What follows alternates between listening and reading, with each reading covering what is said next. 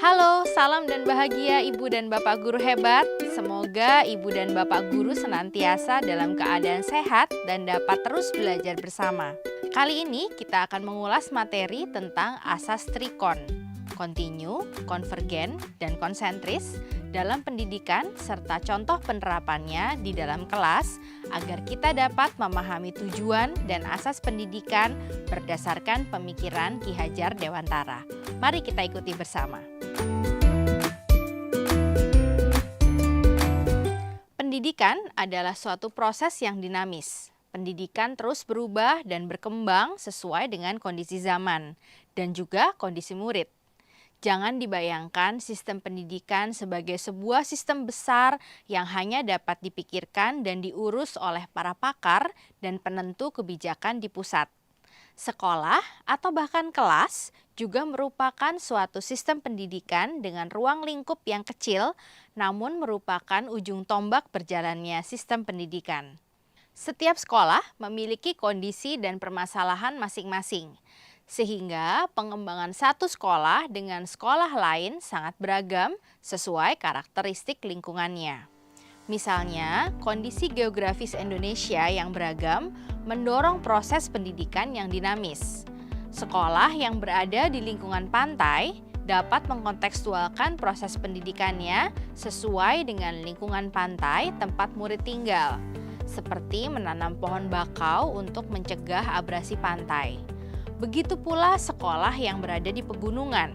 Guru dapat mengajak murid untuk menjaga pohon agar terhindar dari bahaya tanah longsor.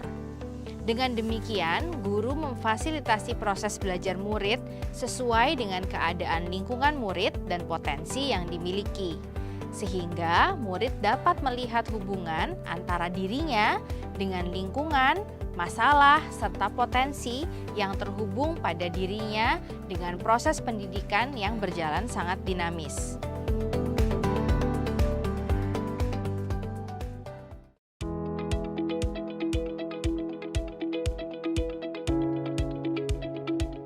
Budaya, kebudayaan, atau cara hidup bangsa itu bersifat kontinu, bersambung tak putus-putus.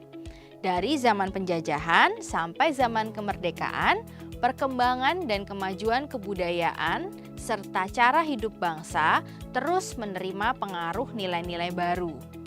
Proses pembelajaran sejatinya tidak pernah putus. Usaha sadar dan menikmati setiap proses belajar karena dilakukan sukarela.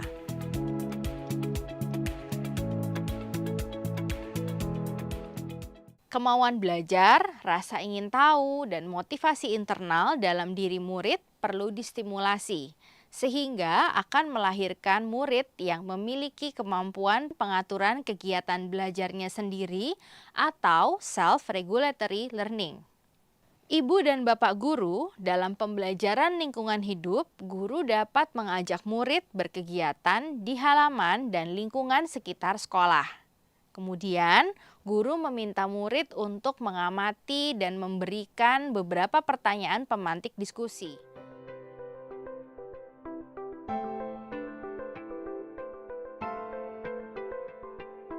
Harapannya, murid akan menjawab dengan berbagai macam hal yang bisa ditemui secara langsung, seperti pohon-pohon, pot bunga, tempat sampah, sampah yang tertinggal di halaman sekolah, atau bahkan menceritakan pengalaman di lingkungan rumahnya masing-masing.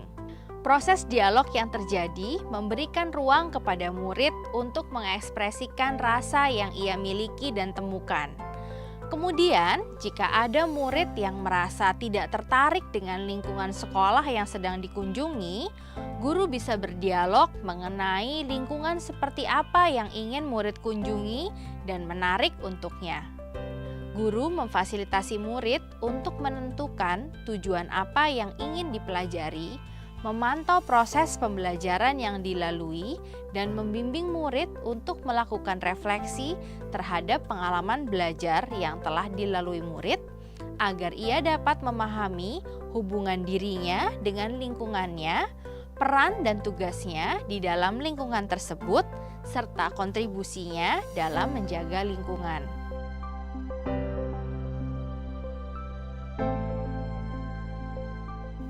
Apabila murid mampu memahami hubungan diri dan lingkungannya, ia dapat pula belajar memahami peran dan kontribusi dirinya terhadap lingkungan, serta menindaklanjuti peran dan kontribusinya tersebut. Hal ini juga dapat mendorong terbentuknya kemampuan pengaturan belajar mandiri atau self-regulatory learning.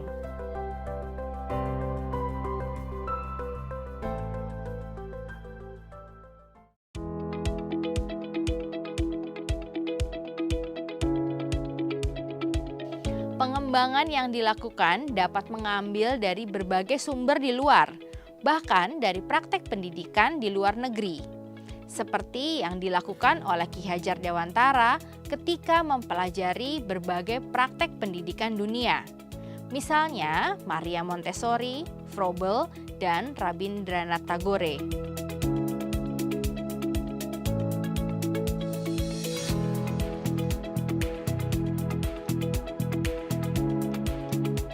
Dalam dunia pendidikan pun, banyak sistem pendidikan yang masuk ke Indonesia tidak lantas kita terima mentah-mentah. Kita perlu mengolahnya dan hanya menerima yang sesuai dengan nilai-nilai kebangsaan.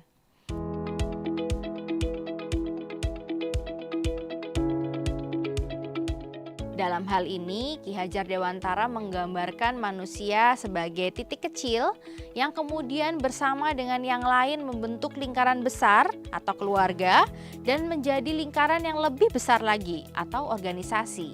Pengembangan pendidikan yang dilakukan harus tetap berdasarkan kepribadian kita sendiri.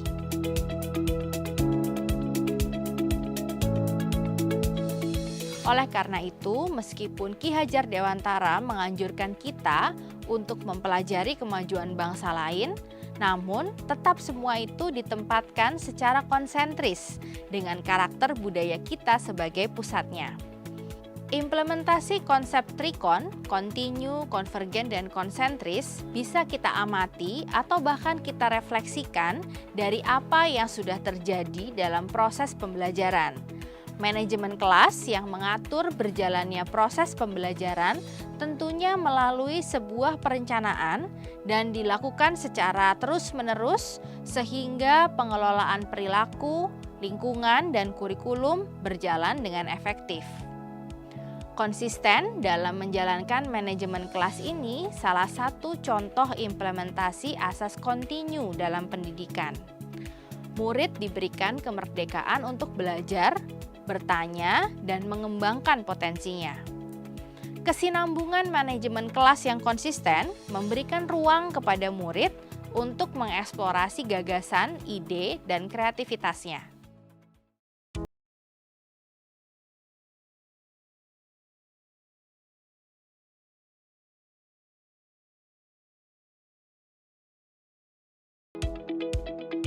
Seringkali pembelajaran STEAM ini dipahami sebagai pembelajaran menggunakan teknologi tinggi seperti robotik, komputasi, atau coding. Padahal bisa diartikan lebih luas seperti teknologi fermentasi tempe, teknologi pewarnaan batik, ataupun teknologi pengawetan makanan seperti pembuatan ikan asin atau ikan asap. Dengan memahami konsep pembelajaran STEAM, maka guru dapat menyesuaikan keinginan belajar murid dengan kondisi ketersediaan daya dukung untuk belajar dengan tetap menghadirkan nilai-nilai lokal. Meskipun metode pembelajaran dalam pendidikan bisa mengacu pada konsep manapun secara terbuka, tapi hal itu tetap harus dilakukan secara konsentris, yaitu tetap mempertahankan jati diri bangsa dan menjadi diri sendiri. Ibu dan Bapak guru, mari refleksikan bersama.